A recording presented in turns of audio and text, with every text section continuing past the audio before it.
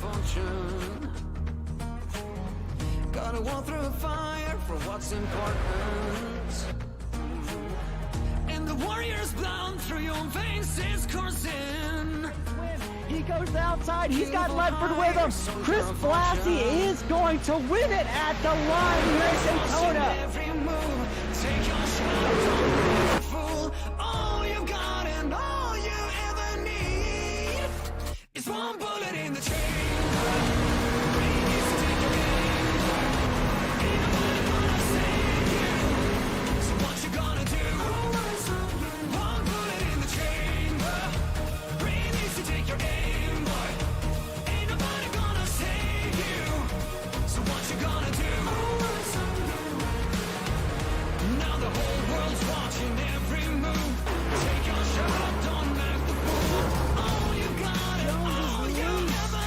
Drive up into him, can Kuntz hang on to it off the corner? Kuntz gets it!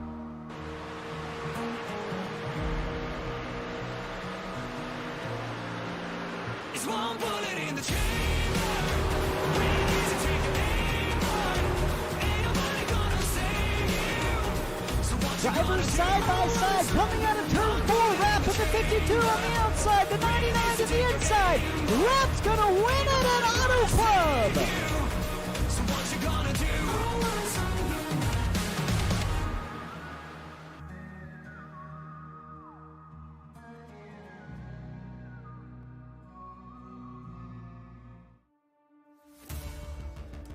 If it's Tuesday, that means it's the Apex Energy Truck Series presented by Hank Thomas Performance from Slingshot Racing League. Welcome everybody, I'm Ellis Thomas alongside Chris Smith in the booth tonight. We're bringing you live racing action in the NASCAR trucks from Talladega Superspeedway for the Hank Thomas Performance 150. Dega, as many fans endearingly like to call Talladega Superspeedway, is the longest track of its kind in all of NASCAR at 2.66 miles.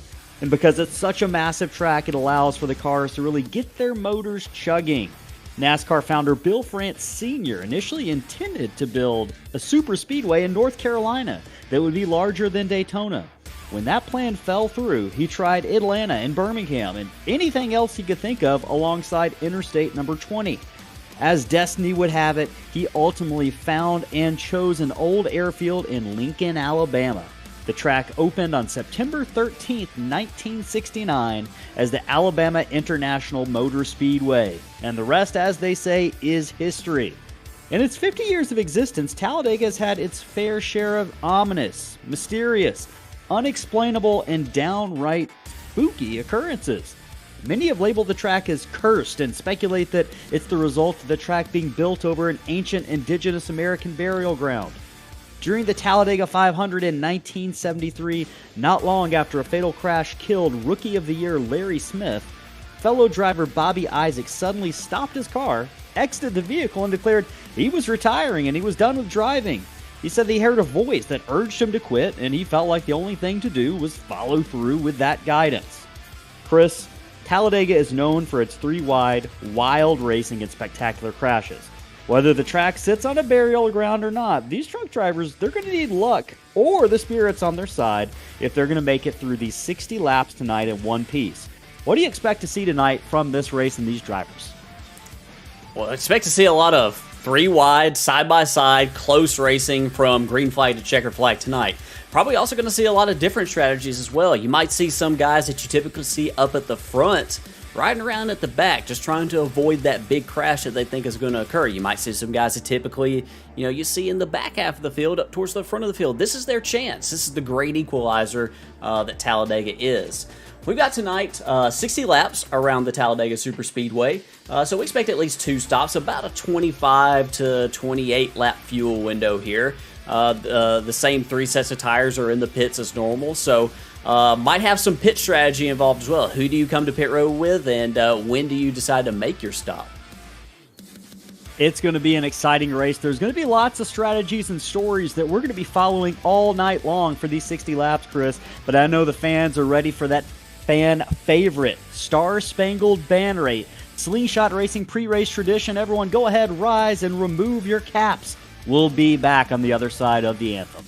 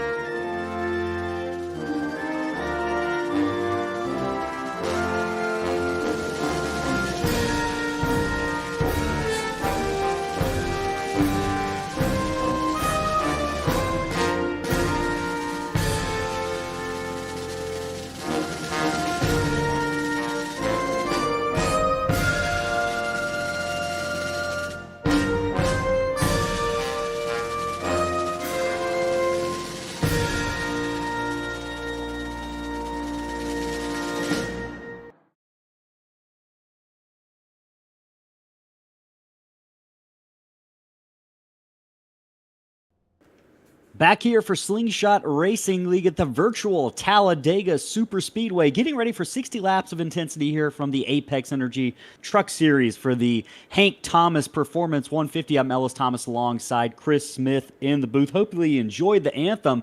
Drivers have enjoyed the last 3 races of the season. We've got some who've probably enjoyed it a little bit more than others. One of those drivers, Chris, is Randy Bechtel, who's sitting atop the points right now, took over the points lead for the first time in, I believe, several seasons of Slingshot Racing League. We're going to go ahead and take a look at the standings here so fans can get a sense of just how tight the racing is right now. And one thing that they will notice before we talk about those front runners is those final 4 drivers are highlighted in blue because they are the cutoff drivers. The top 12 will advance to the chase for the championship at the end of the regular season in Daytona after 10 races, Chris. Right now, Evan Penta in 12th with Jacob Bradley on the outside looking in 13th. That's last season's Apex Energy Series champion, Chris. Bradley, who's currently sitting outside of a playoff position. But atop the leaderboard, as we mentioned, Randy Bechtel having a season that, I think it might be his best season we've seen so far, Chris. Yeah, I completely agree. He's on it right now. He's a contender week in and week out. And like you said, he finally got the monkey off his back last week and picked up the win. So Randy is super fast. Yeah, we got our defending champion in 13th, currently outside the chase. With as stacked as the field is this season, I don't think Jacob's going to have any problem making it this season, obviously. But I wouldn't be a bit surprised at all to see a really good slingshot driver maybe miss out on the chase this season. Yeah, definitely going to be following that story. Several drivers, Chris. This is maybe the most competitive field we've seen so far in our 6 seasons of Slingshot Racing League. So that's going to definitely produce some great stories as the season goes along. Let's talk about some stories. 3 races so far, 3 different winners. You saw them up there near the top of the standings. Josh Ward won Auto Club. Aaron Smith won Pocono. Last week, Randy Bechtel finally got that monkey off his back and got a win at Iowa. Are we going to have 4 winners in 4 races tonight? If there's any track that can help us produce that, Talladega is definitely it. It definitely is. I would not be surprised at all. You just think to real life NASCAR racing over the years, how many drivers you've seen win their first race here at Talladega Super Speedway. And just think about also, some of our slingshot drivers, not just Talladega, but also Daytona Super Speedway racing. We saw Chris Blassie pick up a slingshot win in the Super Speedway Fall Classic. So I wouldn't be a bit surprised at all to see a first-time winner tonight in slingshot. And I wouldn't be a bit surprised at all if it was like a real dark horse, which we're going to talk about later on.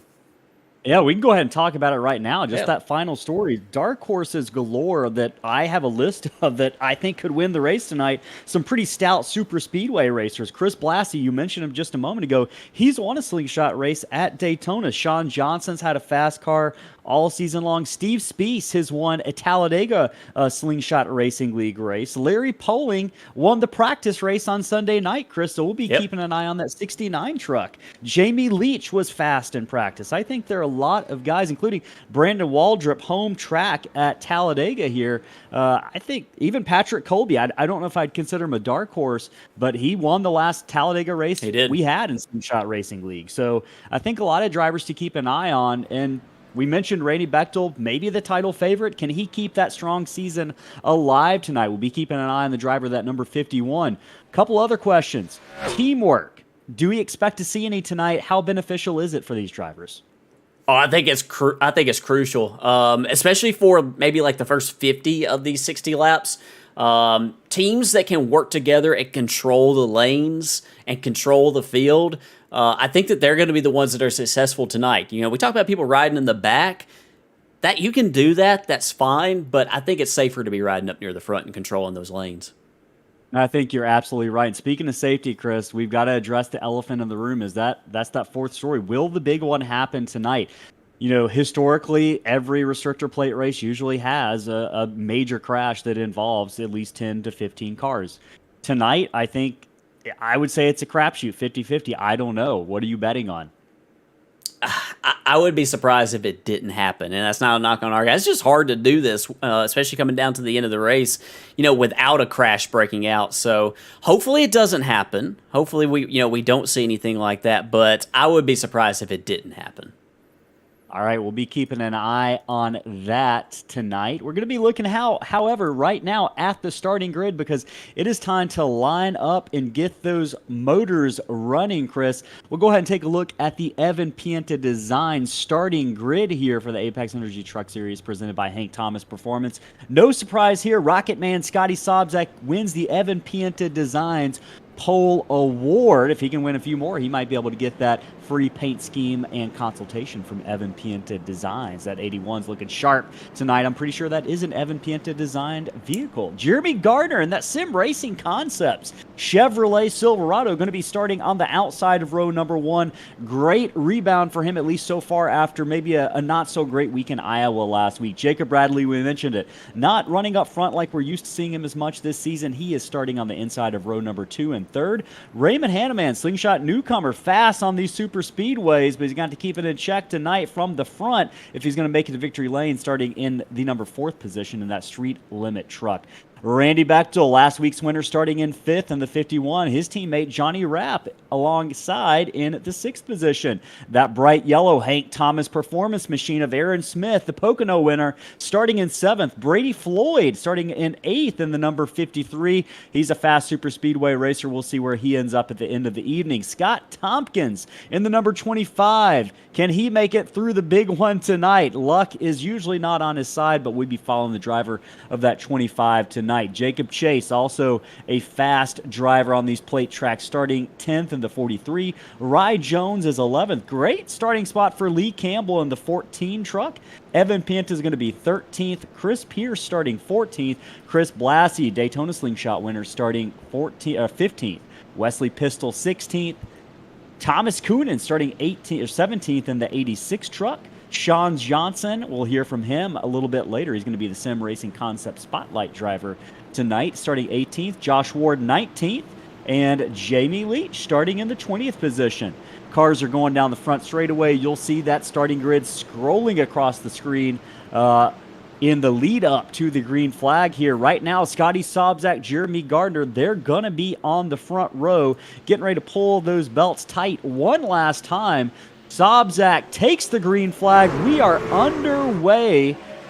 Check out some Crank It Up cams here for the start. We'll be back in a minute.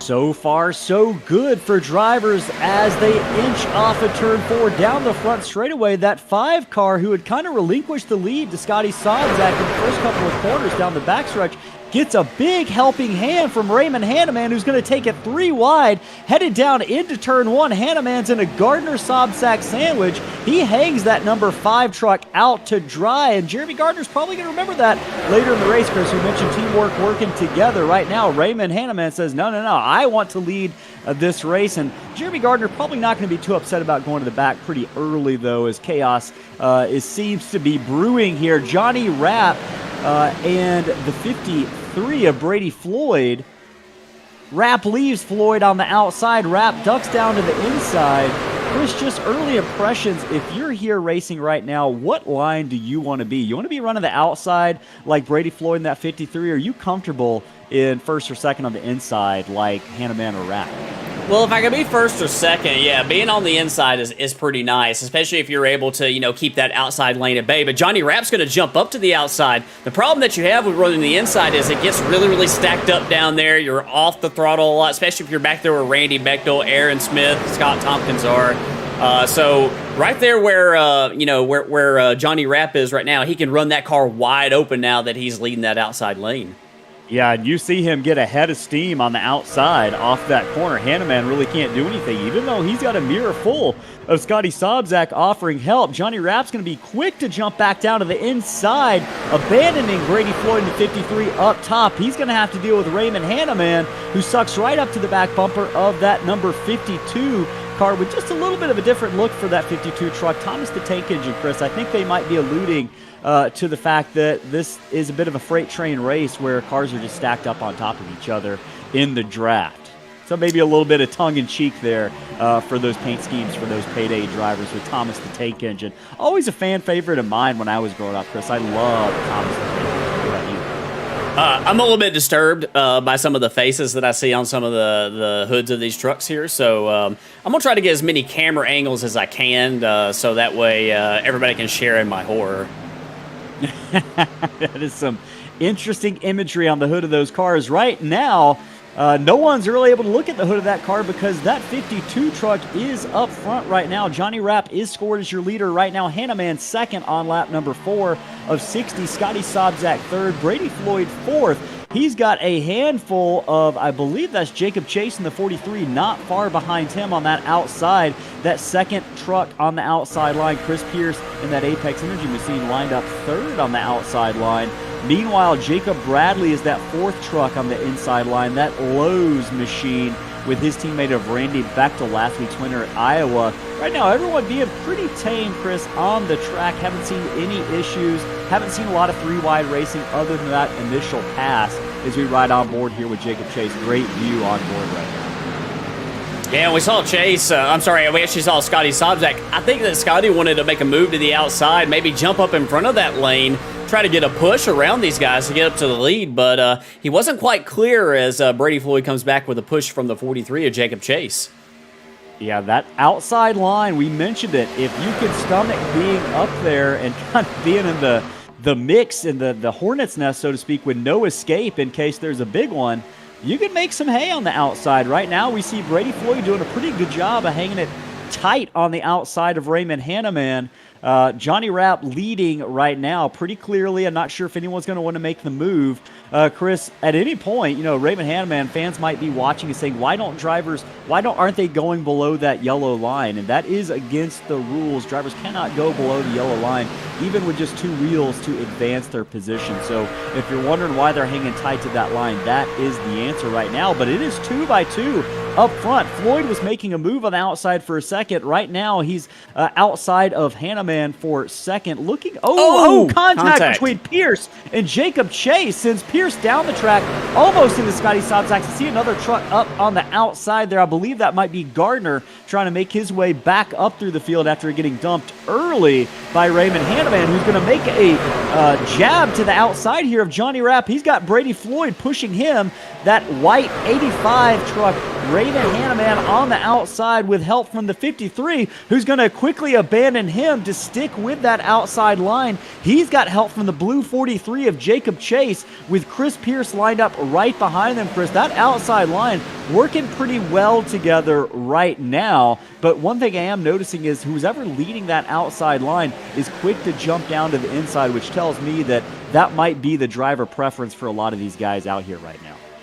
Yeah, I think that your mentality is to jump down to the bottom as soon as you clear. I mean, as Chris Pierce is trying to get back to the inside of Jacob Chase, I think that Pierce is really wanting to come up the middle right there, but he's a little bit afraid to right there after that initial contact between the 43 and the 65. So good heads-up move on his part there to back out. But, yeah, I think that's the natural move is once you clear the lane to jump down. I'd be curious to see if maybe later on if people decide, just to keep on running that second lane, especially if they got a teammate up there. We haven't really talked about it too much, but also temperatures. Engine temperatures, water temperature is going to come into play here with all the bump drafting that we have going on. What happens is you close up to the rear bumper of that guy in front of you, and you don't have any air coming into that grill, and because there's no air coming in, your water temperature goes up. As we got Chris Pierce coming up the middle. Up the middle, but that's going to send Jacob Chase on the outside. Looked like Brady Floyd, that 53, kind of closed the door at the last minute on Jacob Chase. Meanwhile, Johnny Rapp says, "Thank you very much. I'm out of here. I've seen enough." up to lap 8. I think I'm going to hang it up. Oh, Jacob Chase going to go up the track with him. I think that was intentional on the part of that 43 truck, but both of those drivers going to be working the outside line out of turn number 2 as the rest of the field works their way by, Chris. Lots of action going on right now. You mentioned bump drafting galore, but you got to be careful. The longer you spend sucked up to the back of the truck in front of you, the higher the temperatures are going to climb, and I think temperatures inside those helmets might be climbing just a little bit right now as drivers getting bounced around just a little bit, but it continues to be Brady Floyd and Raymond Hanneman running up front, first and second right now here, leading the pack. Chris Pierce pushes Floyd out to a bigger lead. They're going to break away from the field at least enough to clear Raymond Hanneman, and Aaron Smith enters the chat for the first time. He's third right now. He's going to jump to the inside underneath Chris Pierce. Aaron Smith wants to lead the race in that Hank Thomas performance, number 70. He goes underneath Brady Floyd. Looks like he's going to be set up to take the lead here. He's got some help from Hanneman and a little bit more help from Sobzak coming on the way, but 2 by 2 by 2 as far as the eye can see. I see one car drop into the back of the pack. That's number 21 truck of Brandon Waldrop. I think he might have seen enough too. Brennan's had some bad luck this season and been involved in several crashes, none of his own making, and I think he's just willing to take it easy up to this point. Chris, I don't blame him because the action is intensifying up at the front. Aaron Smith, 2-time slingshot champion, is your leader. We're going to see if he's going to lead this lap. He's got a lot of help. One thing I'll say about Raymond Hanneman, the 85, he's done a really good job pushing. I think he's a guy that if you can spend a little bit of time around tonight and kind of learn to work with, he could be useful as this race goes along. Yeah, he very well could, and I wouldn't be a bit surprised at all to see him up near the front at the end of the C, because if drivers are up near the front right now, you start to get an idea about what you need to do to get to the lead. If you're right around in the back, it's harder to know like how the lanes, progress, what types of runs they can get. So, like if you're Raymond Hanneman up here, if you are Brady Floyd, Aaron Smith, Chris Pierce, these guys that are up here near the front, if you're one of those guys, then it's really, really helpful to, at the end of the race because you have that experience all throughout the race, building up until that moment. Yeah, lots of building going on right now. Speaking of building, one driver I'm keeping an eye on, Chris, we mentioned him in pre-races, kind of a dark horse, kind of not. Our last Talladega winner, Patrick Colby, he's climbed 13 positions from the 22nd position all the way now up to the 10th position. He's that 5th car on the outside, that kind of teal car with the black number 9 on it. Patrick Colby doing a really good job right now. That driver originally from Alabama. You can see he started 22nd. He's worked his way up. Currently lives in New England. I'm pretty sure the weather is a little bit colder up there now than it is in Talladega, Alabama. But right now, man, he is enjoying the sunshine and the great views from 10th position. He's a great super speedway racer. We've seen him work with his teammate Tony Hilbrans. I know Tony's mom, Dawn, is in the chat tonight. Hey, Dawn, and everyone else in the chat. But Patrick Colby definitely is someone who drivers want to work with at these tracks because he has a knack for moving his way up. And speaking of moving his way up, Wesley Pistol in that number 94 Tennessee Volunteers creamsicle orange and white truck tries to make a move on the outside. I think he's going to pay the price, though. He's got a little bit of help behind him from Johnny Rapp, I believe. But right now, that 94 truck is sinking after trying to make a move to the outside. He got shuffled out there. Brady Floyd with a head of steam coming from Chris Pierce in the 65. Does Floyd suck up to the back of leader Aaron Smith on the outside in that yellow number 70? He does play nicely on lap number 13.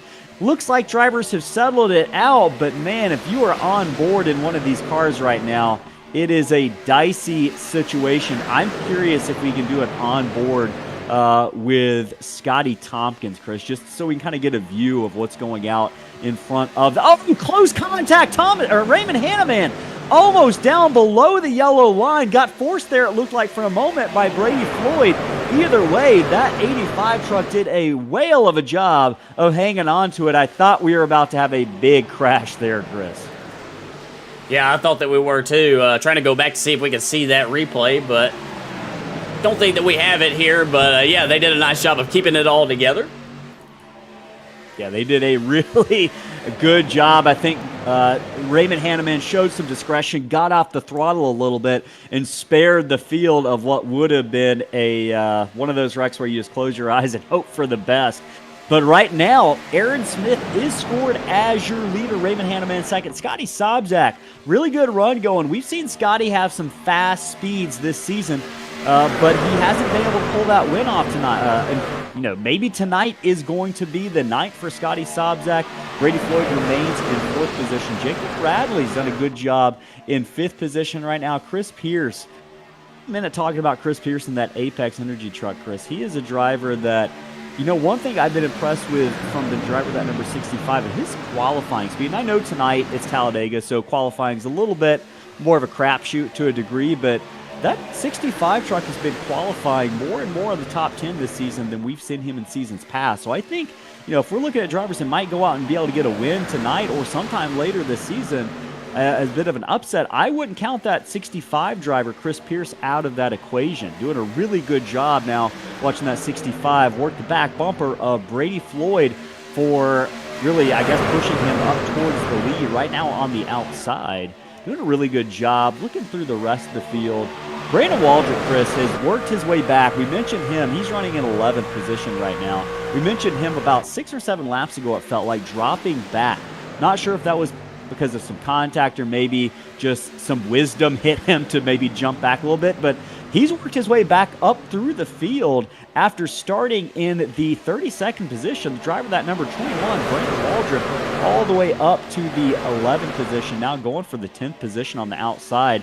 Now going for 9th on the outside, Randy Beckley. He's got a nice head of steam coming off the corner. He's going to be able to tuck right back up, and you can see the impact, Chris, that draft has as he sucks a little bit of draft off the back bumper of that number 5 truck of Jeremy Gardner. Closed the gap tremendously there, and he's right there on the back bumper. Yeah, looking back from Gardner right here at the driver of the 21, Brandon Waldrop, as we see Nick Cesare just set the fastest lap of the race.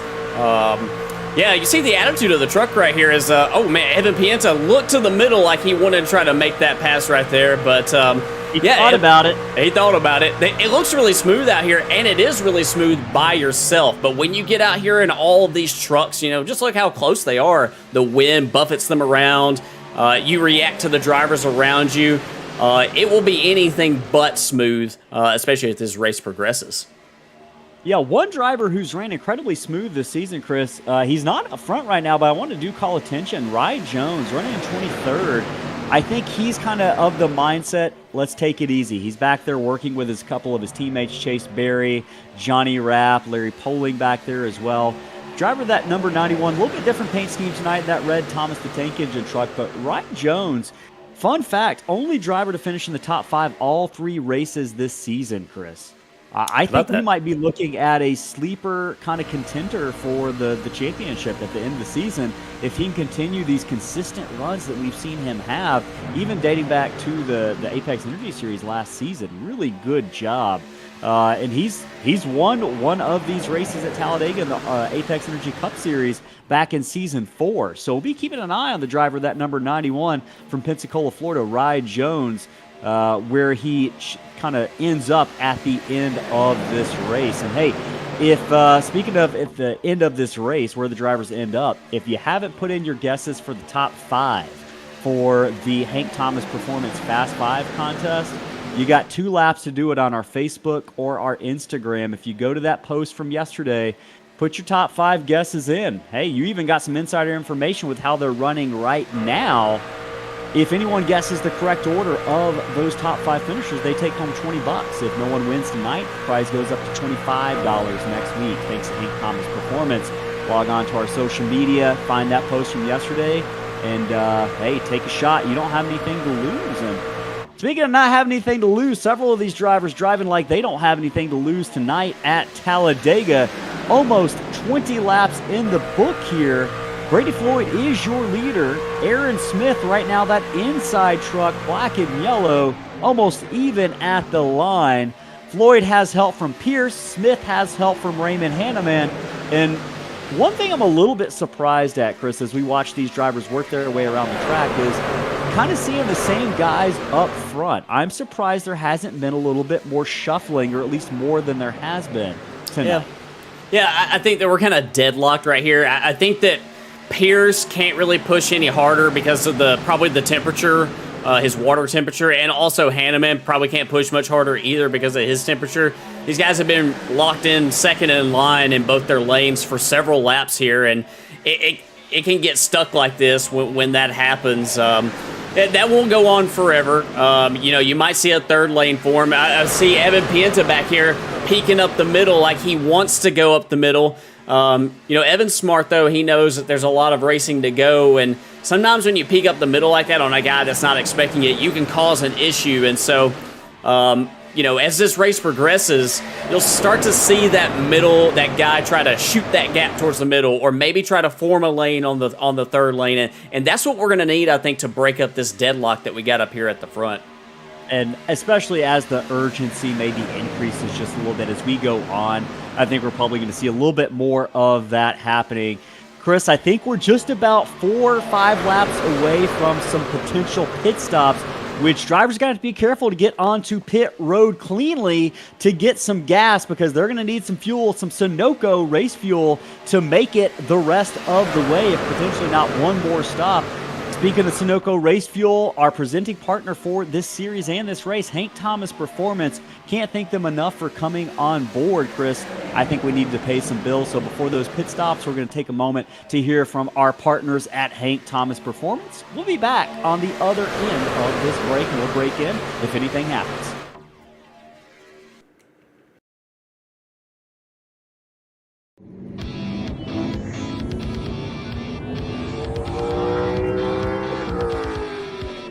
Hank Thomas Performance is a Sunoco race fuel master distributor located in Winston-Salem, North Carolina.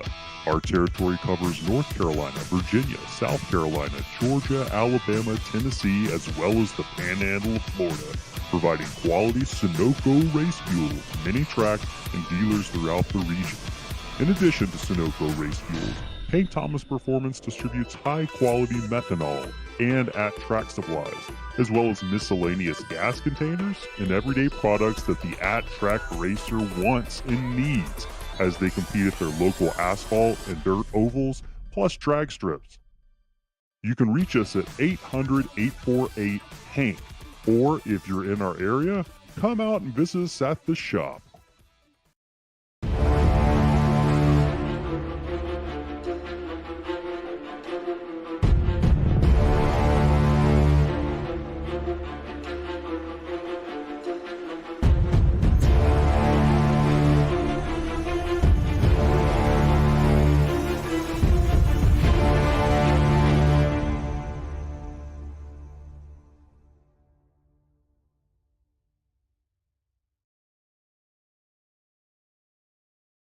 Hey, back here from Talladega, at least virtual Talladega Superspeedway for Slingshot Racing League and the Apex Energy Truck Series presented by Hank Thomas Performance. That HTP truck is leading the field right now. He's got an rear view mirror full of Chris Pierce and the Apex Energy machine. Competing sponsors there, Chris. Hopefully they don't take each other out. But they've got Patrick Colby and Jeremy Gardner, another Sim Racing Concepts truck. Lots of partners. I'm getting a little bit nervous for our partners up here, Chris, as these cars tango for the top 8 positions or so. We're very close to live pit stops under green. I'm suspecting we'll see them on the next lap or so, especially for the leaders, Chris. If you're running out front, you are using more fuel because you are not getting the benefit of the draft, which is alleviates a little bit of pressure on these cars and saves a little bit of fuel. So I think we're going to be set up for some pit stops here, and drivers have to be really careful. Both you and I have screwed up green flag pit stops, and at a draft track like Talladega, like we are at tonight, if you lose the draft and you lose your dance partners for the race, Chris, you might as well be done for the night unless we have a caution. So drivers going to be really careful, and especially as we watch some of these trucks probably getting ready to pit from the front. I see Evan Penta jump down to the inside, so I think that might be a signal some guys might be coming this lap. Potentially, we might have to wait one more. I thought we might have some takers this time, but drivers are going to have to be communicating with each other, letting each other know what's happening. Otherwise, we've seen even in real-life NASCAR races and the real thing, incidents can happen fairly quickly if drivers aren't on their toes looking out for each other coming to pit road. So As we get ready for those, shout out to everyone in the chat right now. We've got a really active chat tonight. Stu Vinman, Don Hilbrunds, of course. Connor, one of our newest fans in the chat. Appreciate all of y'all. John in the chat as well. He's excited. He's got the DW line, boogity, boogity, boogity. John Rapp, hopefully you are doing well, John. We're glad you're back watching these races with us. Julie and Ellen, glad to have you with us as well. Everyone, appreciate you. Alexandra Howard also rooting on Scotty Sobzak in the chat tonight. So everyone who's in the chat, you know, we do this for our drivers, but we also do it for you. So we're glad you're enjoying what you're seeing. And if you are enjoying it, do us a real quick favor. Hit that little thumbs up like button. Doesn't cost you a thing. Move that finger right over the thumbs up. Click it. Give us a quick like. That helps our videos reach more viewers and get your drivers in front of more eyeballs. So right now, the eyeballs of that number 70 driver, Aaron Smith, got to be real big because Chris Pierce has not let more than about a length of paper open up between him and the back bumper right now of Aaron Smith. Patrick Colby, meanwhile, on the outside. Jeremy Gardner, a couple of cars up into the top 5 the past 5 laps or so, making a show of it. Both of those are slingshot winners, Chris, so these guys know how to get it done. Now coming around lap 27, no takers yet. I think they gave us some bogus fuel numbers, Chris.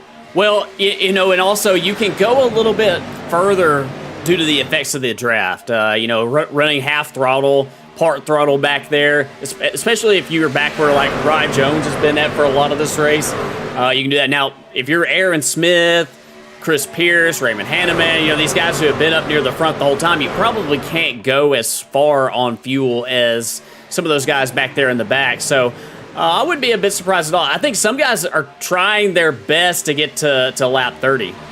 I think lap 30 is the magic number if you're hoping to cut the race in half and only have a single pit stop. I think drivers might be seeing a green flag look to this thing as well, which is probably up the sense of kind of, I guess, the necessity of maybe getting to lap 30. So I'm curious. I'm just looking at speeds, and I think that might give us a pretty good indication potentially of maybe if these drivers have backed off a little bit. And I don't know. I don't see the backing off that I thought I might, just to save fuel. At least from the drivers up front, I think they're running as fast of laps as they have been the entire race. So I thought maybe we might see something there, but we haven't. I think it's probably from about Josh Ward on back there where you see that separation between the trucks. That's probably around I'm going to guess around the 20th position. I think that about there on back is probably where you see a lot of guys. We see that gap between them. They're just trying their best just to keep in the draft, but stay as little throttle as they can. As I thought we might be seeing some pit stops there, but Chris Pierce is going to he's going to make a bid for the lead here.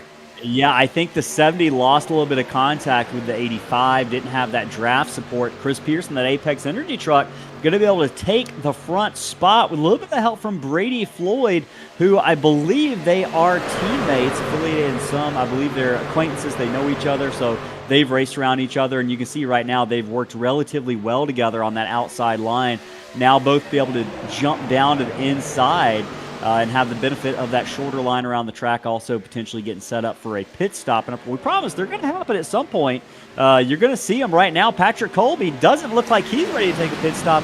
Him and Jeremy Gardner on the outside. They're lined up. They're trying to make a pass for the lead. They've got Brandon Waldrop, Chris, who's a whopping 25 spots up from his starting spot tonight, moving his way through the field Dale Earnhardt style.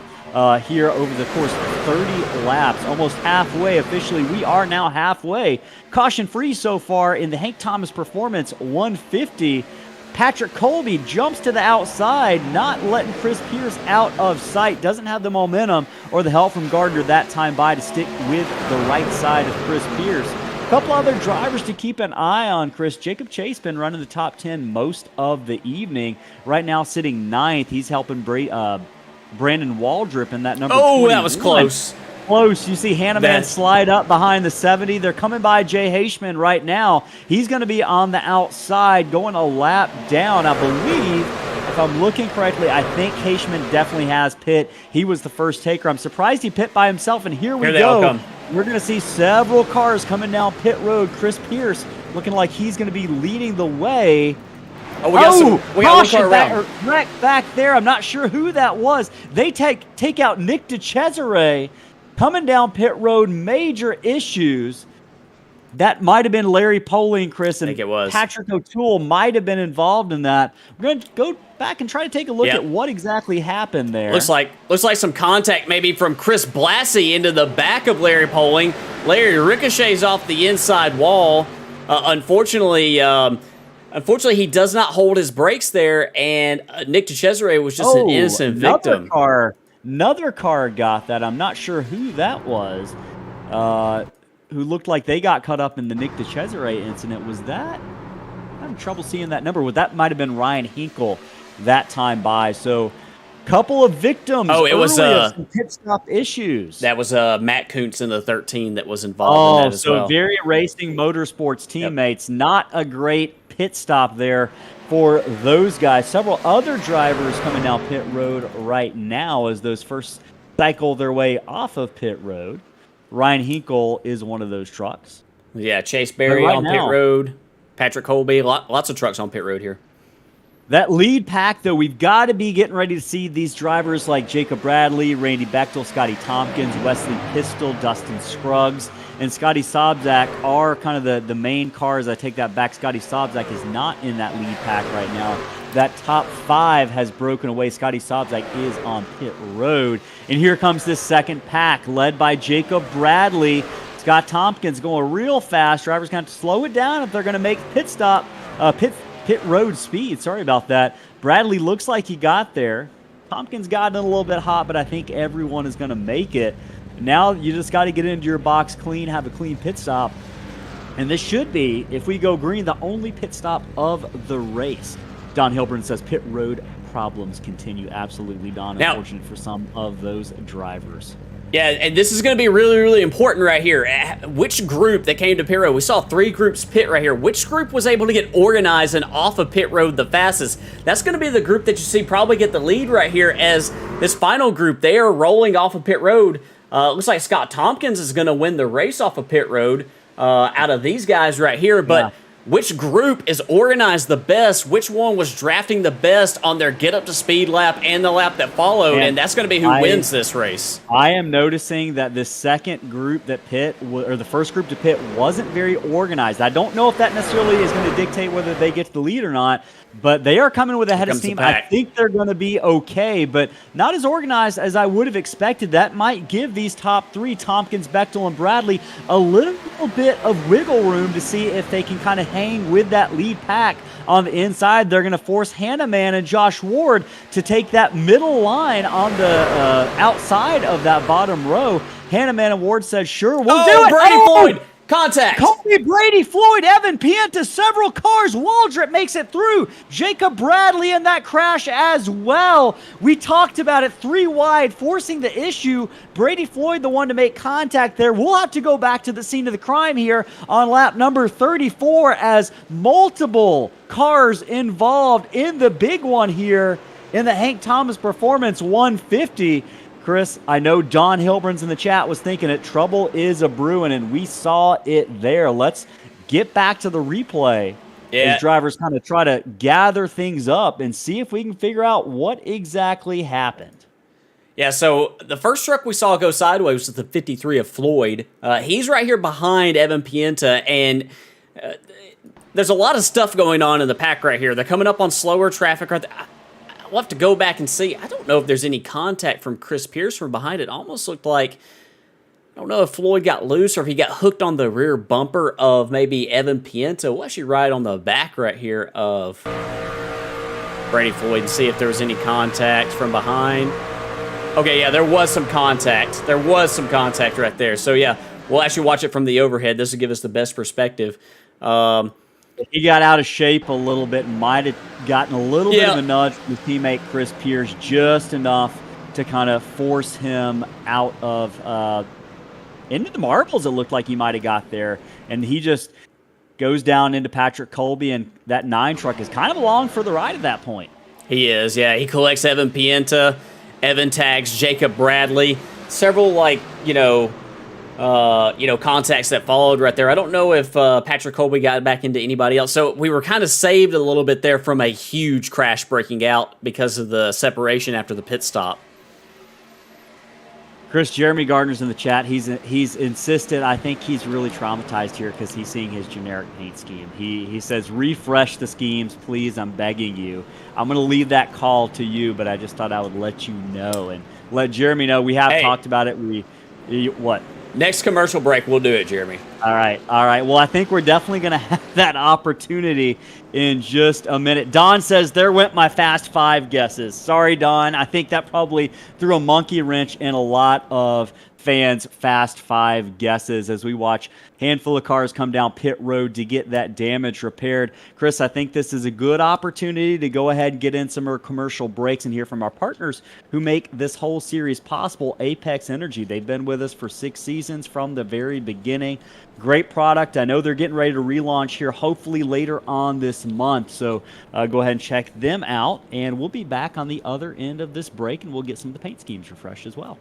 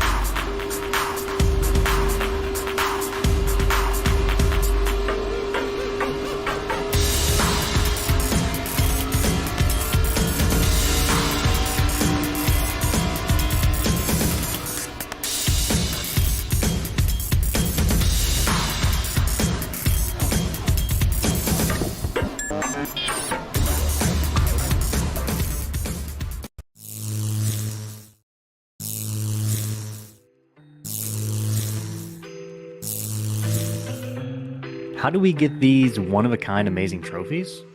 Well, we were fortunate to find UD Awards when we started our league.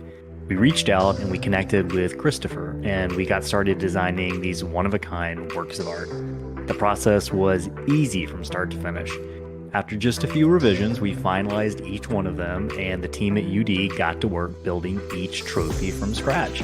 They're a small team, but they've got the ability to do just about anything your brain can imagine. And don't worry, if you're not an artist, they've got an entire catalog of unique trophies in pretty much any material you can imagine. Wood, acrylic, glass, and in the case of last season's trophy, metal.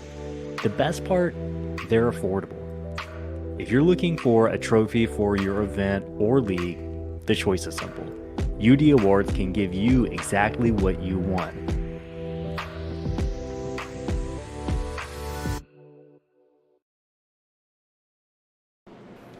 All right, back here at the virtual Talladega Motor Speedway in Lincoln, Alabama, after a lap 34 caution, took out a handful of cars. We've re-racked them, and we're getting ready to go green here again. Pace car on the backstretch. It's going to be a 23-lap shootout. Right now, Scott Tompkins in the number 25 truck after starting in the 9th position. He's up to the lead with Raymond Hanneman to his outside. A couple of new faces up here, Chris, in the top 5. Randy Bechtel, Josh Ward in the top 5 for the first time today. Scotty Sobczak's been running there a lot. We haven't seen him go for the lead since the first 5-6 laps or so. But Scotty Sobczak, I know he's got some fans in the chat right now watching that number 81 truck. He's going to be starting 5th. Brandon Waldrop, Alabama driver, Chris, starting 6th on the outside in that number 21 car, or truck, I should say. Jacob Chase starting 7th. And hey, look, Paul Thomas. Good run going for that number 42 truck, sitting 8th right now. He watches the pace car pull off, getting ready to go down pit road. Drivers now, Scott Tompkins will have control over this restart. Once he hits that Geico restart zone, it's his field to lead and his green to take. See if he's going to wait to the last minute or if he's going to take it early. He goes early. As soon as he hits that line, the 25 truck takes the green flag.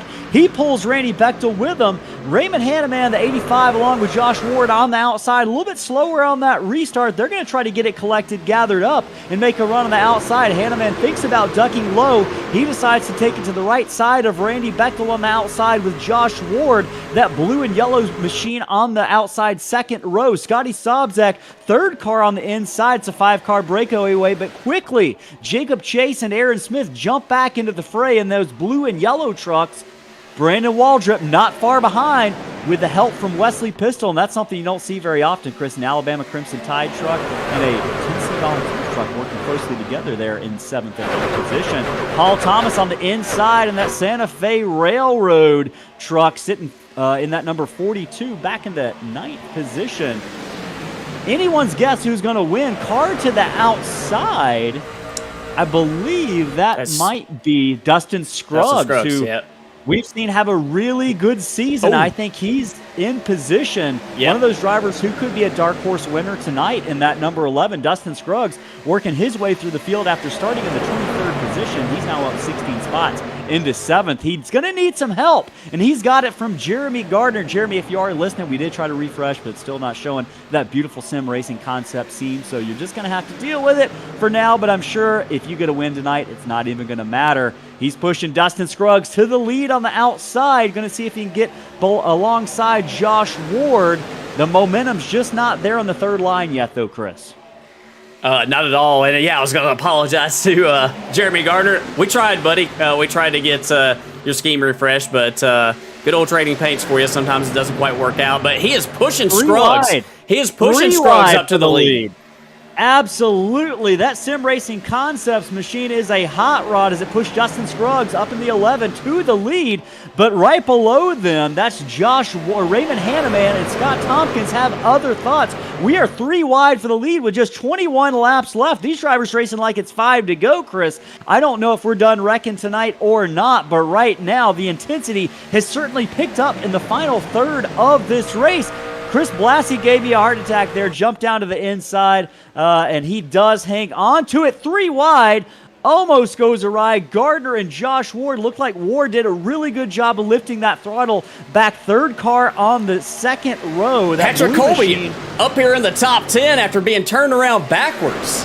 How about that? Patrick Colby, he's going to get past. It looks like Jay Haishman and Jacob Bradley are working together. But I believe, Haishman back on the lead lap, Chris, as well. After going a lap down early on those pit cycles. You've seen Haishman on that 06 have a really good season so far. Very consistent. We're looking to see if he can continue that run. But right now, Dustin Scruggs looking to continue that run on the outside. That black and yellow machine of Scruggs getting a helping hand from Jeremy Gardner. They are tangoing down the backstretch. I see a Brady Floyd in the 53. He's going to jump out to the outside. He has not given up working with Chris Pierce, who hits the wall. Pierce, similar incident to last caution on lap number 34 on the outside. I don't know if I were Chris Pierce, if I'd go back up there to a third row again, Chris. I might be a little bit nervous. He's left his dance partner, Brady Floyd, alone and afraid up on the outside as they cross the line to go to lap number 42. 19 laps left.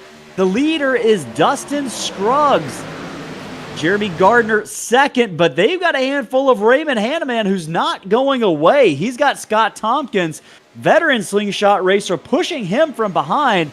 And Scott Tompkins, Chris, let's talk about him for a minute. He's running that Pawlowski sign company. It looks like it's a Kevin Harvick tribute scheme out here in that number 25. That's a good-looking paint scheme. Right now, he's doing it justice, sitting there in the 3rd position. Great season going for Scott Tompkins if he could just avoid the wrecks, and I know he'll appreciate hearing that. Oh, contact! Right there. Scruggs into the wall. Will everyone else avoid it? Thomas is involved. He might have avoided the worst of it. Aaron Smith and Jacob Bradley also involved here on lap number 42 of 60. Big one, number 2. We'll see if we several go back cars involved. Hanneman, Aaron Smith, I believe. Patrick O'Toole was caught up in that. Tony Caputo might have been caught up. Major incident here. Oh, yeah. Some initial contact, it looked like between Hanneman and I think it was Scott Tompkins behind him there, and yeah, I think that some people got caught up in it after the fact. We're going to go back and see if we can look at it again. Looks like should Brady go back a little Floyd bit came further. down into the 42 truck of Paul Thomas, who gathered Aaron Smith up. Yeah, so this is Big right here. one. They're working turns 3 and 4 right here. Scott Tompkins tucked up on the back bumper of Hanneman. He's going to give Raymond Hanneman a push right there. That gets him up the track. Then he gets in his left rear, and that gets him sideways. And from that point forth, it looks like some contact between Jacob Bradley and I think that was Brady Floyd. That they got knocked down into Paul Thomas, and I think that collected Aaron Smith. Yeah, so it's when a big one happens, there are several secondary incidents that occur as well. See Bradley move down the track right there, and yeah, Jeremy and then Gardner. I would love to see that view of Jeremy Gardner trying to get through that wreck back there in the 3rd position. well, I He can looked like he can deliver. he probably closed his eyes on that one. Yeah, let's go back here. Let's follow in his red and green truck. Yeah, he's gonna hate it that it's that, red and green truck. But hey, you know what? It's still a good view. Yep. Take a look at it here from Jeremy Gardner's perspective. Yeah. Just sneaks through right there, and you can see the chaos in his rearview mirror. And we'll actually ride on board with Aaron Smith as well. I think Aaron's going to have a unique perspective going through here as well. Aaron might have been tracking pretty good to get through this deal. Here he is, buried back deep in the field here, further back than he's probably been all race. And unfortunately, that happens to you. You just never know where you're going to be when the big one occurs. Riding behind Patrick Colby here. He goes low, looking for the grass, and he gets right reared. Yeah, I think Paul Thomas had got pushed down there by Brady Floyd in the 53. Kind of 3 cars came together. And you can see that is a turbulent ride. He's the one to collect Jacob Bradley in that incident here on lap number 43. And Connor Lyons asking how many cautions. This is only the second one. They've been 2 big ones, but only the second one of the evening here on lap 44 of 60. Connor, great question. Several people saying they saw that one coming a mile away. We had been avoiding it for long enough, and we just couldn't avoid it any longer. Chris, list of drivers involved in that incident. I can give you right now. Aaron Smith, Jamie Leach, Brady Floyd, Tony Caputo, Matt Kuntz, Jay Heishman was involved in that, Sean Johnson, James Danforth, and I believe all of these drivers some of them might have gone through the grass and not taken serious damage, but Chase Berry, Ryan Hinkle, Raymond Hanneman, Wesley Pistol also involved in that, Patrick O'Toole, and then obviously it started up in the front with Dustin Scruggs. So I think Wesley, I'm looking at the replay here, I think Wesley might have been able to avoid any serious damage. I think it just marked him as involved because he slowed down quite a bit. So I think several drivers were marked as involved because they lost some spots after slowing down. But I mentioned Sean Johnson involved in that. Hey, we might not have caught Sean before he was involved in that incident, but we do have a Sim Racing Concept Spotlight driver each week where we get to learn a little bit about some of the drivers in Slingshot Racing by asking them 5 questions. Some are silly, some are serious. We'll go ahead and hear from Sean Johnson, tonight's Sim Racing Concept Spotlight driver. Learn a little bit about him. Pay close attention to those questions on the screen. We'll be back in just a moment.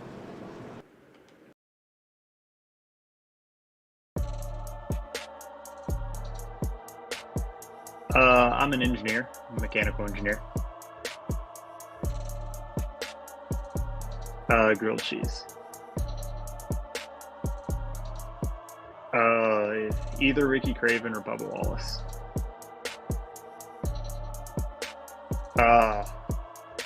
Onions, mustard, ketchup,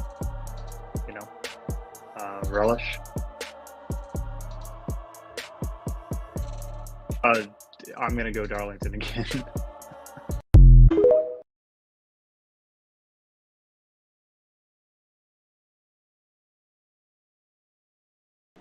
All right, you got to hear from some of our favorite drivers, including Sean Johnson there. Right now, looking where Sean Johnson is running 17th. So he's definitely not out of this. We said he was involved in the incident. I think he just probably got scored as being involved because he ran through the grass. So several drivers getting a shot to be up at the front for the first time tonight, at least in the top 10 or so. Some of the drivers to enter in the top 10 for the first time in a while. I'm looking at Thomas Coonan in 7th, Chris Blassie in 8th. I know he ran into Larry Poling coming on pit road a little while ago. He's worked his way back up to 8th. Lee Campbell, Chris, having a really good run. I know he's got some fans in the chat right now. Lee Campbell having a really good run in the 10th position. Looking to see if he can finish the night strong. Walk away with the 10th place finish, Chris. Lots of drivers, lots of opportunities now to capitalize on some other guys' misfortune after that lap 43 big one incident. Yeah, we'll bring up right there, race control, Sam Maxwell did issue an EOL penalty to Scott Tompkins for that crash right there, and we're going green. Absolutely. We are getting ready to go green.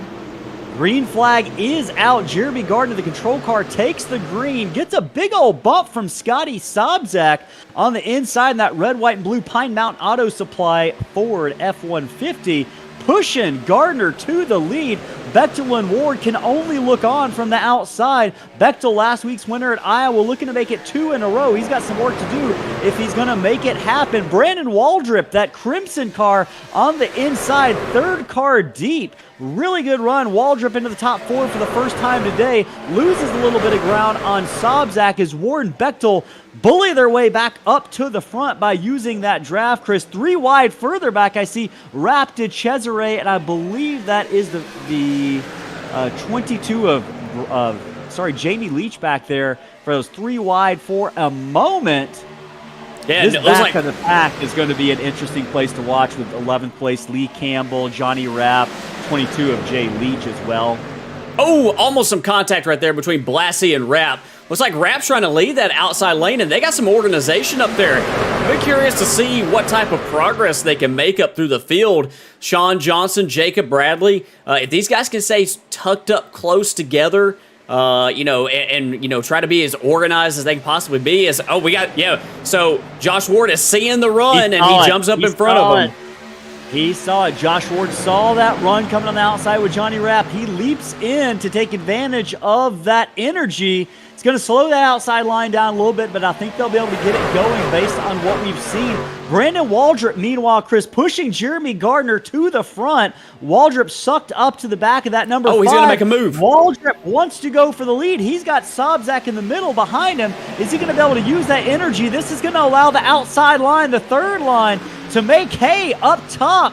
We are 3 wide for the lead with just 13 to go here from Talladega in the Apex Energy Truck Series presented by Hank Thomas Performance. Ward jumped to the inside, to the middle. He's got Brandon Waldrop pushing him.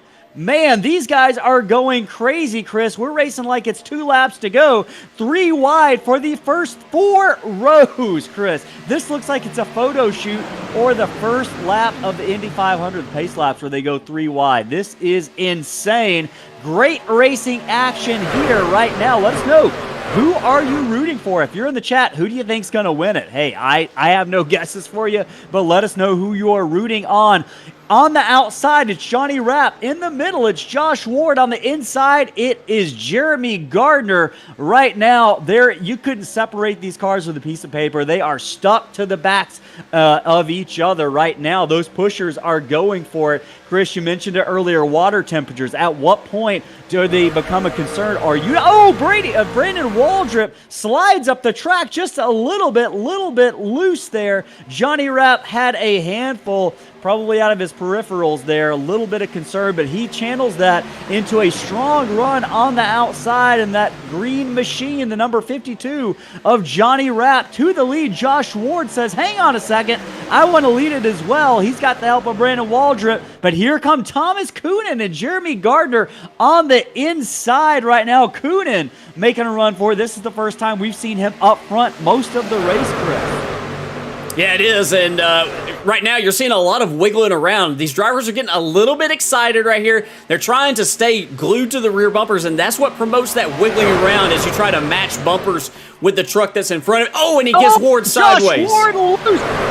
Got to get out of the throttle. He does. Great job by first and second place. That could have been a catastrophe like we saw just 7 laps ago between Scott Tompkins and Raymond Hanneman, but those drivers hang on to it.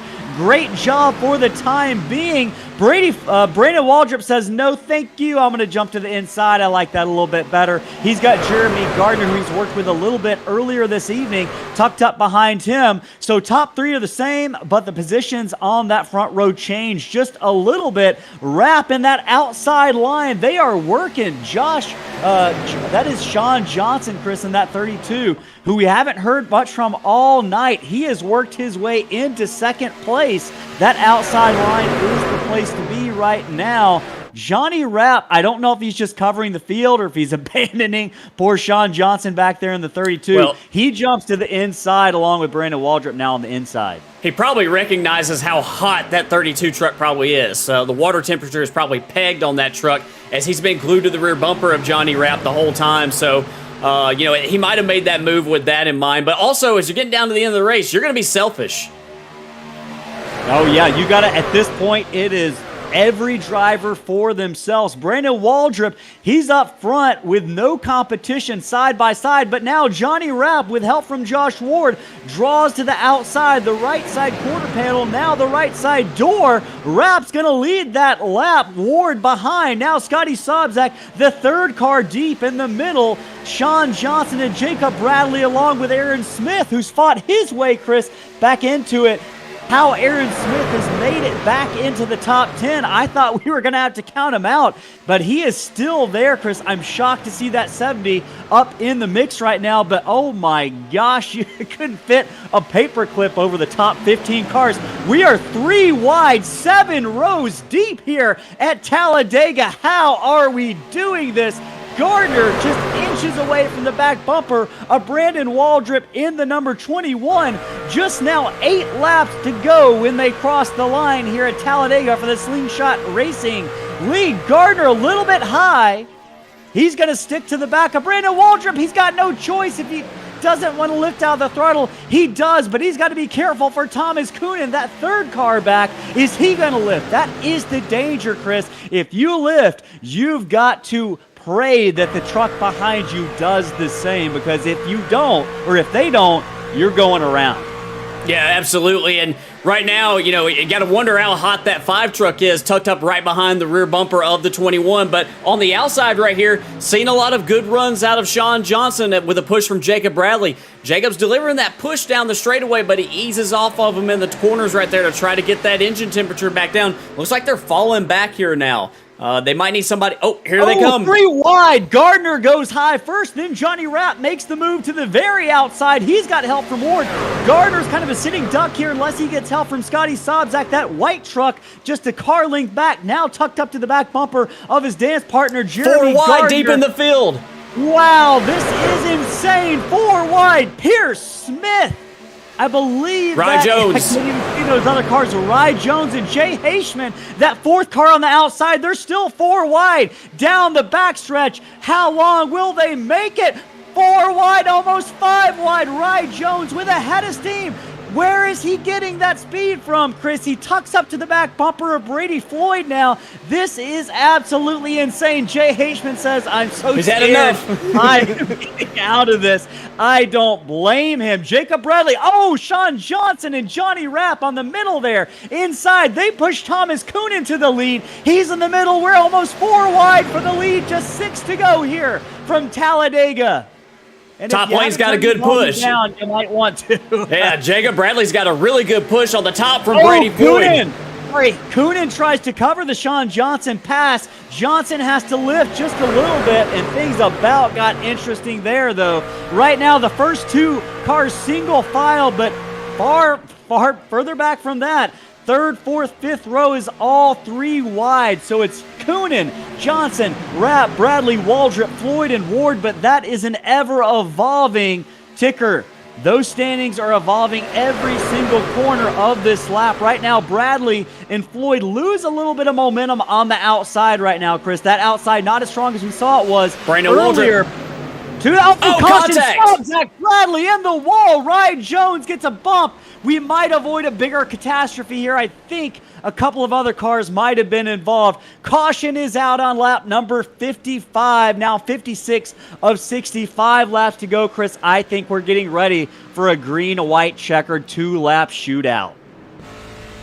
Wow.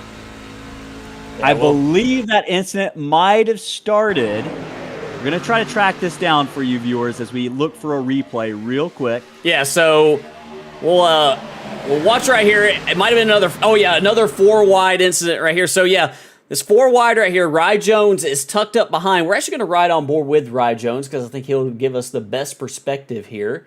See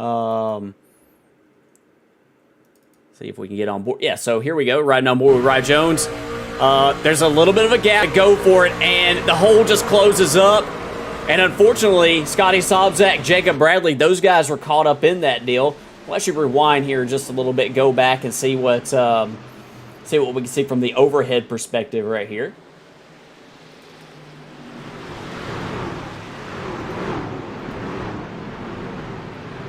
And we'll watch from...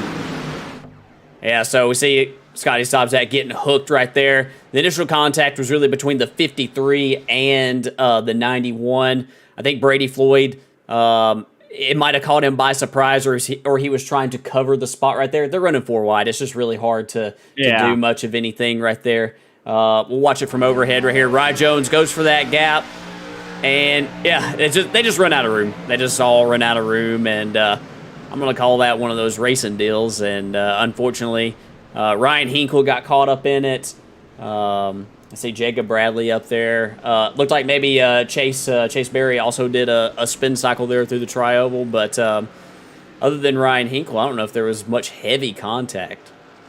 No, I think we avoided what could have been a much bigger incident. I know Wesley Pistol got a little bit of damage there kind of late. He had been in a couple incidents where I noticed he had been really good getting on the brakes, and in that case he just couldn't avoid it. A couple of cars came down the track, and that number 94, I'm just looking on the chat right now, that 94 Chris is muted, but he's still talking, so I don't think he's too pleased about what happened there. But we mentioned this is just restrictor plate racing. We have 2 of these races per season, and this just shakes out this way sometimes. So right now, Thomas Coonan scored as your leader, Sean Johnson second, Brandon Waldrop third, Patrick Colby fourth, Chris Blassie fifth, Johnny Rapp is sixth. Chris, I'm feeling your first winner this season is back in seventh with Josh Ward. So we had talked about, are we going to have 4 winners in 4 races? I think we're trending that direction, but there's a lot of laps left to be run. It's going to be a 2-lap shootout, and I know that, Ellis, that's not a lot of laps. Well, 2 laps at Talladega, a lot can happen, and I think we've seen that over the course of this race. Josh Ward, going to look at him there on board. He won at Auto Club, the season opener, having a really good season so far is Josh Ward, so much so that I believe they might consider this his best season. He's running 3rd in points right now. So Ward having a really good season, looking to continue that, avoiding some bad luck here at Talladega. Hey, while we are making these caution laps, let's take a quick break and hear from Evan Penta Designs. A lot of these paint schemes you're seeing out in the field tonight are designed by Evan Penta Designs. So you'll find out how you can contact him after the break.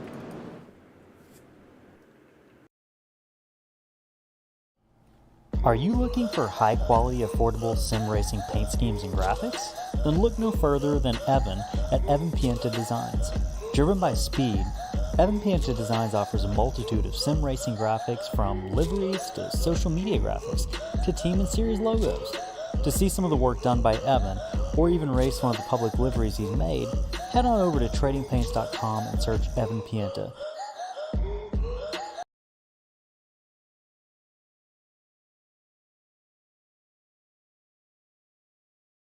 All right, back here at the virtual Talladega Super Speedway. Chris, this is insane. We had just talked about how exciting this Hank Thomas Performance 150 was in the Apex Energy Truck Series.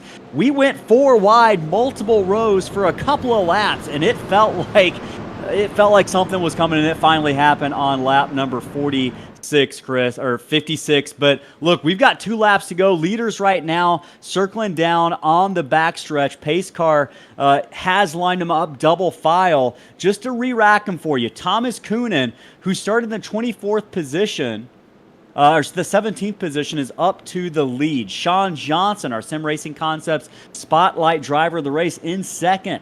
Patrick Colby third. Brandon Waldrop fourth. Johnny Rapp fifth. Chris Blassie 6th. And what do all 6 of those drivers have in common? They are winless this season, Chris.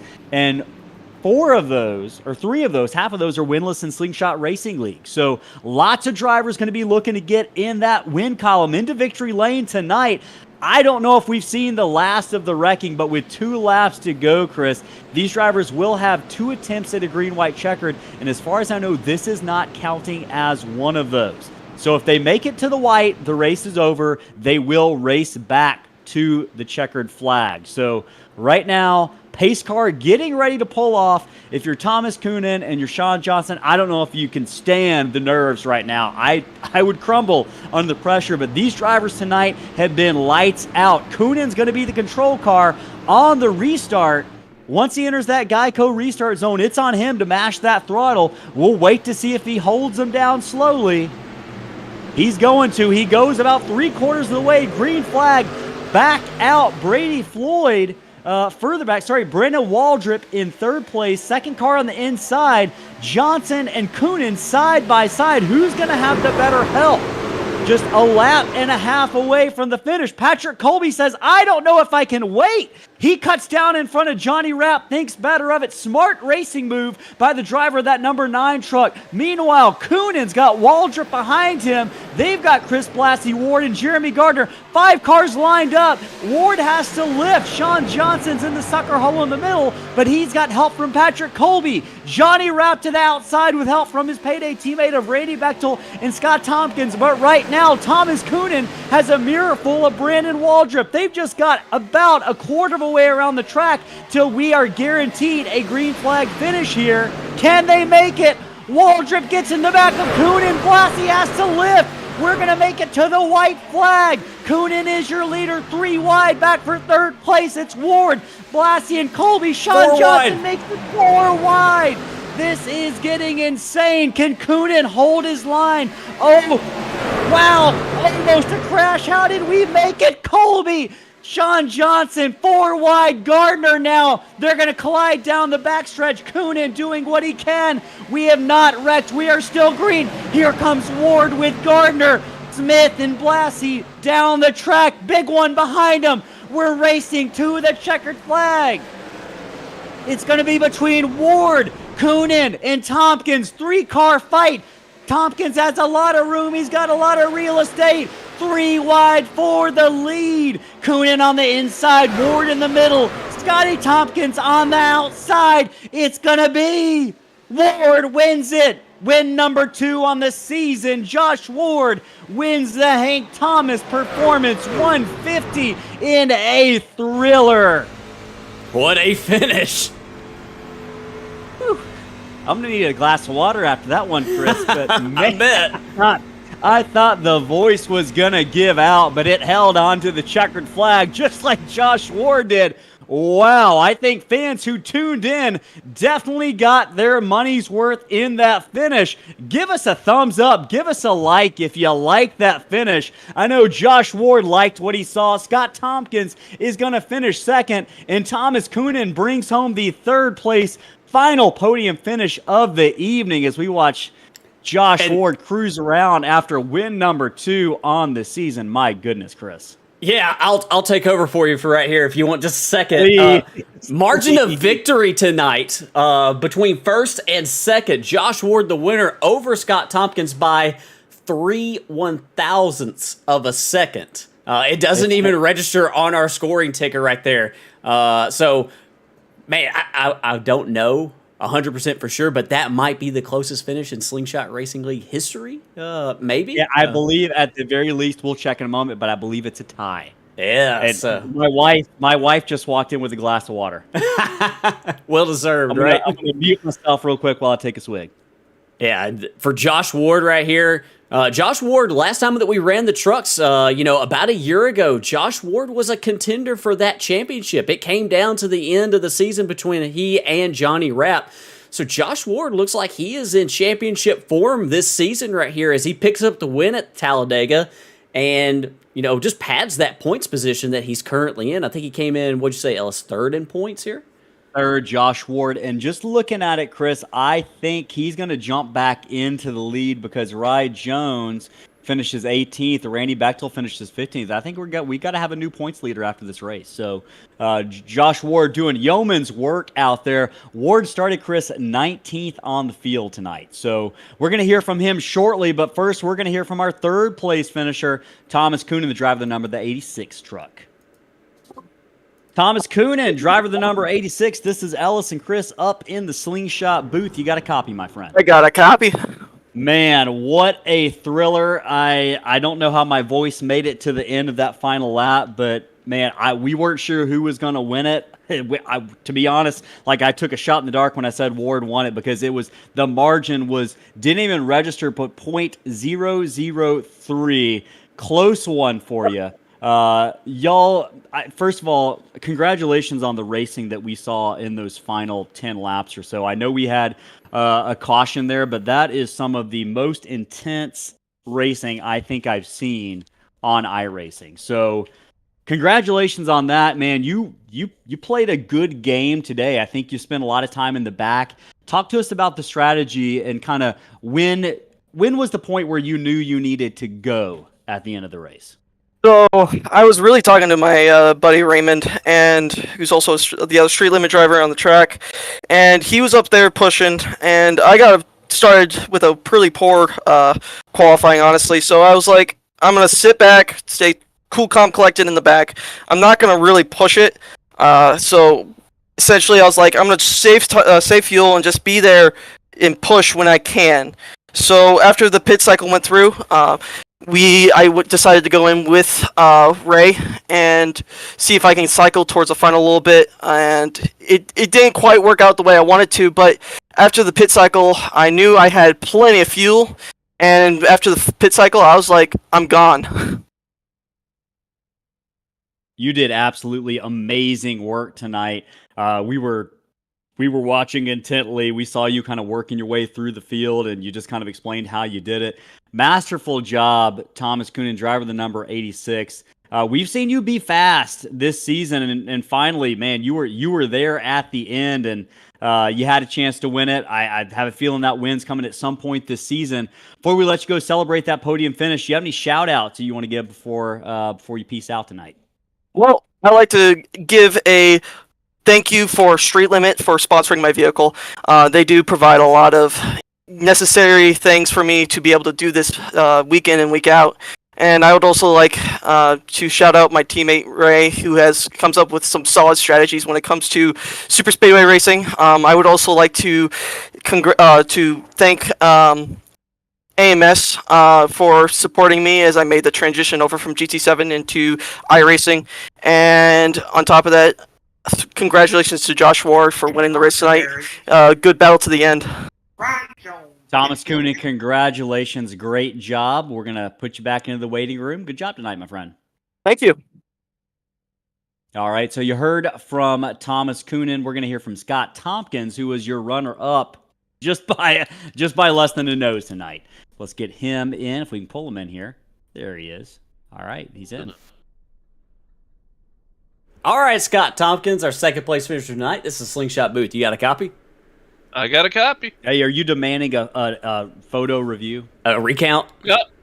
I'm not going to demand a photo review, but I still think I don't deserve that EOL off. But hey, that's just me. It didn't matter. Yeah, you were right there. You were right there at the end, man. You were up there, and you almost put that truck in victory lane. We've seen this truck in victory lane at Talladega before. Talk to us about the racing that you saw here tonight. It looked like it was pretty nuts there from that about 10 laps to go on. Well, from 10 laps on, it was nuts. So you get blocked everywhere you go, and the truck used to suck up pretty well, but now it's not. So you have to generate a run. And when Ryan Jones and I got it, and it was diving down that backstretch, I was like, I don't know if we're gonna make this. And then Colby almost died behind me, and then chaos ensued. Yeah, you guys were 4 wide coming up through there. We managed to catch you guys knifing your way through traffic right there. We saw the crash happen there on the last lap, and you sort of were able to break free from that, and you were the third truck, and those guys were side by side right there. When you were able to get that pull off those guys in front of you, did you think that maybe you're going to have the momentum to nose them out there at the line? I thought I had it. I thought I might have gone a second too soon. But Ward kind of just side drafted me enough back to kind of just pull it in that middle lane. You kind of can suck both back at that point, depending on how hard we're pinching. And I couldn't see the inside truck, so it was just kind of a drag race. And I mean, that was fun. I can't complain. That was a lot of fun. It was fun to watch. By 3/1000ths of a second, it was super, super close, and you almost pulled out the win. But hey, that's a great finish for you tonight. Good points night for sure. Any shout outs that you want to give before we let you go here, celebrate this second place finish? First, I got to thank Lee Dawson of a Blocky Sign Company for being a sponsor on this truck this year once again. I got to thank all my 3D1M teammates, and I got to thank all the Payday guys this week. We kind of worked together a little bit, which is great. Beyond that, I appreciate you guys and Sam and all our sponsors, HTP and Apex Energy, for putting us on weekly. Well, we appreciate you, and yeah, congratulations on this second place finish. That's Scott Tompkins, our second place finish tonight. Go celebrate this run, bud. Will do. Have a good evening, guys. You too. All right, that was Scott Tompkins, second place. Now let's bring in the winner, Victory Lane. Josh Ward, this is Ellis and Chris in the Slingshot booth. You got a copy? Yes, sir. Hey, guys. Oh, man. Congratulations. I'm still catching my breath after that call at the end of the race. We believe that might match the closest finish ever in Slingshot Racing League history. You had to go down to the third decimal point, 0.003 margin. But, hey, the margin doesn't matter. You've got the W in the win column. We believe that's going to propel you back up to the points lead. Win number 2 on the season for you, man. Talk to us about, let's start just those final 10 laps. I don't know if I've seen anything like it. Walk us through your perspective of what happened there. Yeah, that was one of the most fun Talladega races I've ever ran. My strategy going into it was kind of run the middle, hang back at the beginning, and then when the pit cycle comes, try to pick up some spots. By doing that, I think I was in 23rd, 24th when the pit cycle started and came out 4th. Worked a little bit with the 85 and 86, and I think I got kind of lucky, and then also just kind of played the right cards, and figured the middle was a place to be. When the wreck started happening on the last lap, I saw 25. He had a really good run, so I had to go up, suck the air off the rear bumper, and then just shoot back down, hope for the best, and it all worked out for this time. But yeah, that was really good. It's hard to find a league or race at a super speedway that you can run 3 wide that clean for that long. There were a couple wrecks, but overall, got a lot of respect for every competitor in here, and just good job for everybody of keeping the cars clean. Hey, man, we really appreciate it. The drivers are what make this league and this community, and man, that's it showed tonight how good you guys really are. From the top of the field to the very bottom. So much respect shown out there at a type of track where you rarely see that much of it. So, man, great job, Josh Ward, driver of the number 92 truck. You got any shout-outs before we let you go celebrate this victory and what's likely back to the points lead for you? LN Kart, as always, it's always on the side of the car. They help me, and they help me race on here and on real life. So I really appreciate everything that they do, and my team, Brandon Jarts of Crack Racing. Aside from that, just you guys putting on the league week in and week out. I know it's a lot of work and probably not a lot of pay, so we just appreciate you guys doing this. Pay. Yeah, there you go. Negative, probably. Yeah. The pay is the gratification. We enjoy doing it. So. Yeah, well, I appreciate you guys and Sam and everybody putting it together. Hey, man, we appreciate you. Josh Ward, win number 2 on the season. Winner here at Talladega. Go celebrate that victory, my friend. Thanks, guys. Well, Chris, we just can't stop talking about it. Anyone who was watching this race or in it, if they finished, is probably smiling from ear to ear based on what we just saw. Some of the craziest stuff I think I've seen on iRacing in a while. Man, I'm telling you, it was a pleasure to watch. I think we saw a lot of great action tonight. A couple of finishers up there I wanted to mention, and I did want to give a quick shout out, Chris. once we get to Patrick O'Toole, who finished in the 14th spot, if we might be able to work up on queuing up kind of a replay to show that truck that he had racing tonight, very cool one. We didn't get to feature it during the race, but we wanted to pop over that to mention it here in just a minute. But looking through that top 10, Ward, Tompkins, Coonan, they're your top 3. But Jay Haishman, shout out. I know he's watching in the chat. One of our most friendly drivers, I think. Jay Haishman finishes in the 4th position of the golf ball machine. Sean Johnson, our Sim Racing Concept Spotlight driver of the race, finished 5th. He was running and gunning up there for the lead most of the final 15 laps or so. Patrick Colby finished his 6th. Chris Blassie finished his 7th. Really great job by him. Jacob Chase, seeing a lot of drivers that we haven't seen in the top 10 here in a few races, Chris, back in there. So good to see those faces. Jeremy Gardner brings that Sim Racing Concept Silverado home 9th. Tony Caputo, shout out. Tony really has struggled, I think, this season with a lot of incidents out of his control. But Caputo ends up bringing it home in the 10th position with a top 10 here to cap off the night at Talladega. Looking further through the running order, shout out to Paul Thomas. Yeah, he's my dad, but I'm proud tonight of the driver, that number 42. Stuck it out despite getting involved in a late race caution. Finishes in the 11th position. I believe, Chris, that's going to be scored as his highest Slingshot Racing League finish to this point in his young career. So Paul Thomas 11th. Johnny Rapp brings that Thomas the Tank Engine machine home 12th. Aaron Smith, winner at Pocono, finishes lucky number 13. And then Patrick O'Toole. We mentioned Patrick O'Toole, driver that number 44, had a really cool paint scheme tonight honoring his friend Justice. We didn't get to show it during the race, but that scheme is bringing awareness to Prader-Willi syndrome, which is a genetic disease that not as many people struggle with as other diseases, doesn't get as much attention, but Patrick O'Toole trying to raise awareness for his friend who is an advocate for people who live with that disease, Prader-Willi syndrome. So good job bringing that number 44 home in 14th position tonight for Patrick O'Toole. Randy Bechtel brings it home in the 15th position. Dustin Scruggs, we saw him running up front along with Randy Bechtel much of the night, 16th. Jay Leach had a lot of speed tonight, finished the 17th. Rye Jones, involved in a late race crash, finishes 18th. Scotty Sobzak, 19th. Lee Campbell, 20th, Chris. Looking further through the field at the final 13 drivers. I'll let you handle that one real quick if it's going to work on your end. Yeah, so Evan Pienta brings it home 21st. We saw Evan get caught up in a crash earlier, but he was able to get a lot of his damage fixed and salvaged a decent finish here tonight.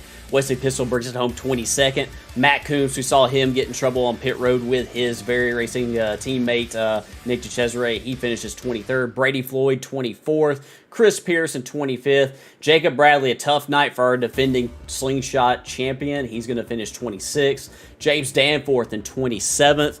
Ryan Hinkle brings it home 28th tonight. Nick DeCesare, 29th. Brandon Waldrop rounds out the top 30. That finish right there for Brandon Waldrop, that does not indicate how fast he was and how well he ran all night. He was up there near the front all night long.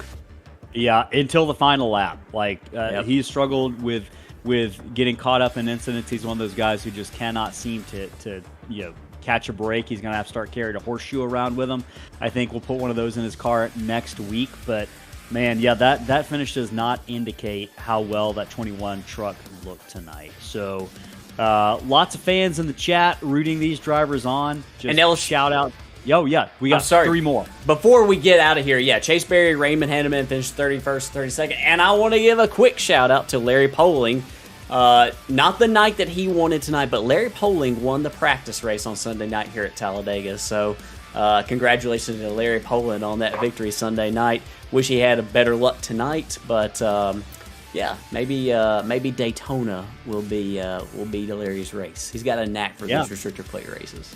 He really does. And Daytona just 6 weeks away. Only 12 drivers are going to make the chase for the championship.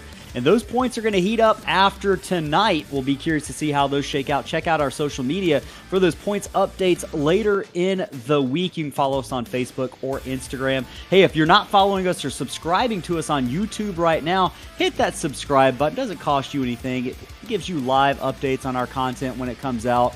and it helps us grow our channel and get these drivers in front of more eyes. So we appreciate everyone who tuned in tonight. Can't thank the fans enough. We had a very active chat. I think we had at least 15 to 20 participants in the chat tonight. So really big night. We appreciate all of y'all. Couldn't do it without you. Couldn't do it without our partners who we've heard from all night long. But Hank Thomas Performance coming in clutch for us this season, providing Sunoco race fuel for these trucks in the Apex Energy Truck Series. A little tongue-in-cheek there, but hey, these drivers got to have virtual fuel too. But Hank Thomas Performance Racing Equipment located in North Carolina. If you're a short track racer in the Southeast, check them out. Apex Energy as well. All of our partners, these drivers going for the UD Awards Championship Trophy at the end of the season. Sim Racing Concepts, if you need a button box, check them out as well. All those links are in the video description. Check it out. And Chris, man, any final thoughts before we send it off? Next week, we're headed to Homestead, where it's not going to be as exciting as this one, but I think it's going to be a different race and a lot of storylines to follow. I can't wait. Homestead is probably one of my favorite tracks. I love racing there, so can't wait to see these guys get there. But yeah, you know, from about lap 50 to, you know, that final caution that we had, what great racing we saw. I don't think I've seen, you know, restrictor plate racing like that here in Slingshot Racing League ever. And I think it just speaks to, you know, the field of drivers that we have here this season. Really, really talented bunch, a deep field. And I maintain that I think that we will see a surprise driver not make this chase because of just how deep the field is this season. So looking forward to these coming weeks. Yeah, we've got a lot at stake and a lot coming up this season. Hitting the halfway point of the regular season next week. You can check out all that action live next week. If you haven't followed us on YouTube, please subscribe. And Chris, man, we're headed to Florida. Going to be a lot more calm than it was tonight, but it's going to be exciting. We'll look forward to catching you fans there as well. Same night, same time, same channel. Until next week at Homestead, Miami, I'm Ellis Thomas alongside Chris Smith in the booth for Slingshot Racing League. Everyone have a good week.